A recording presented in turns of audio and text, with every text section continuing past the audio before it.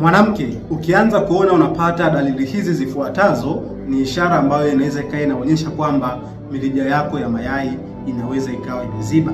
Dalili ya kwanza, ukiona unatafuta ujauzito kwa muda mrefu sana, inawezekana umefanya miezi 6 hadi miezi 12 ukitafuta ujauzito, lakini inakuwa ni changamoto kuweza kupata huyo mtoto.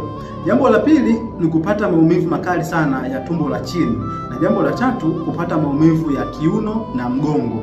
Jambo la nne, kuhisi tumbo linakuwa zito, yaani tumbo unahisi kuna muda unahisi kabisa ni zito kuliko kawaida. Na jambo jingine ni pale ambapo unakuja kukuta unatokwa na uchafu ambao unakuwa una harufu mbaya sana katika sehemu zako za siri. Na jambo jingine ni kuona unakuwa unapata infection za kujirudia mara kwa mara, na unatumia baadhi ya dawa, na mwisho wa siku unakuwa unaishia tu kupoteza pesa zako, na ule ugonjwa unakuwa haujirudii.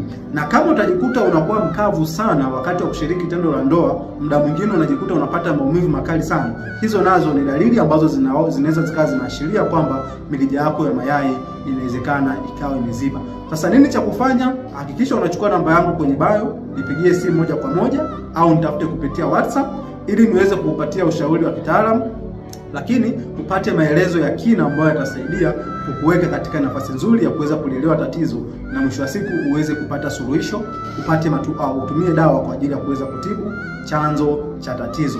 Nifahamu kama Dr. Joseph kwa changamoto zote za kiafya. Unaweza kunipigia simu tukashare, lakini pia nikakuelekeza kwa kina.